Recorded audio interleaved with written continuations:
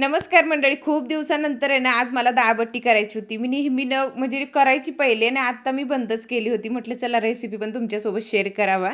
तर पहिले इथं पीठ चाळून घेतलं आणि पीठ आहे ना, आम्ही गावाकडून म्हणजे मम्मीनंच मला दिलं होतं. त्याच्यामध्ये आम्ही सोयाबीन, मक्का आणि गहू एवढंच असतं. तेवढं जाडसर आपल्याला दळून आणायचं असतं आणि बाकीचं दुसरं काही टाकत नाही. कोणी कोणी हरभऱ्याची डाळ पण टाकतात, पण आम्ही काही ते टाकत नाही. तरी ते ना पीठ चाळून घेतलं. पीठमध्ये ना अजवाईन आणि मीठच टाकलं होतं मी. मी नेहमी ना कडक तेल करून पण टाकत असते, पण ह्या वेळेस ना एकदम सिंपल मला करायचं होतं. तेलाचं मला खूप जास्त वास येतो म्हणून. आणि ते लगेच ते सगळं कणिक मळून पण ठेवलं आणि उकडायला सुद्धा मी टाकून दिलं. त्याच्यानंतर म्हटलं चला आता एका साईडला वरण सुद्धा बनवून घेते.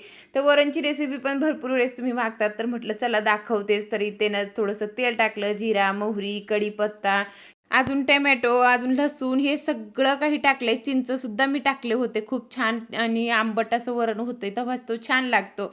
मस्त इथं माझं बनवून झालेलं होतं. पण काय झालं, छोटंसं पातेलं झालंय आणि म्हटलं याच्यामध्ये पुरणार नाही. आता माझे सासरे पण माझ्याकडे आलेले आहेत, तर मग थोडंसं आपल्याला एक्स्ट्रा करावंच लागते. छोट्या पातेल्यामध्ये बसत नाही म्हणून आहे ना, मी मोकळी अशी मोठी कढाईमध्ये केले. त्याच्यानंतर इथे ना मस्त अशी बट्टे पण उकडून झाले होते माझे. आणि हे पण मी तुम्हाला दाखवणार होते उकडताना पण कसं टाकायचं, किती पाणी टाकायचं. पण कधी-कधी ना ते राहूनच जाते माझ्याकडून.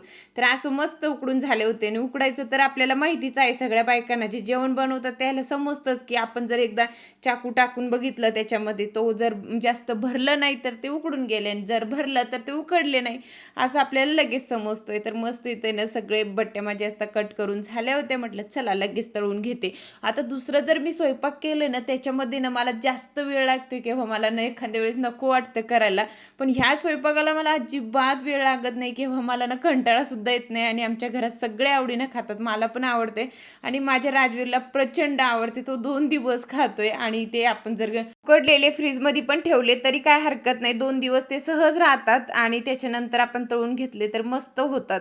तर बघू शकता इथे ना माझ्या बट्ट्यासुद्धा आता अर्ध्या तळून झाल्या होत्या. लगेच मला ताटसुद्धा लावायचे होते. आता म्हटलं लवकर जेवून घ्यायला पाहिजे आणि मस्त लगेच केलेलं जेवण वेगळंच लागते. खायची वेगळीच चव असते. म्हटलं पटापट सगळं काही बनवून घेते आणि एका साईडला कांदं, लिंबू हे सगळं कट करून तर आपल्याला ठेवावंच लागते. ते सुद्धा तयारी केली. त्याच्यानंतर लगेच इथं ताटंसुद्धा लावले सगळ्यांची. म्हटलं चला आता सगळ्याला जेवण वाढून देते आणि मी सुद्धा करून घेते. आता वरणची रेसिपी मी तुमच्यासोबत शेअर केली तर बघू शकताय खूप छान होतंय आणि बट्टी सोबत आहे ना एकदम तिखट वरण पाहिजे. तिखट केलं तेव्हाच तो छान लागतो. नाही तर आपण जर जास्त आळणी केलं तर तो चांगलंच लागत नाही. म्हणून मी जास्त तिखट करत असते. मस्त सगळ्यांना जेवण केलं पोटभर. त्याच्यानंतर सकाळची सुद्धा तयारी करायची होती म्हणून आहे नाही तर मेथीची भाजी साफ केली. अजून डाळ वगैरे पण मिक्सरमधून काढायची ते काढली. तर चला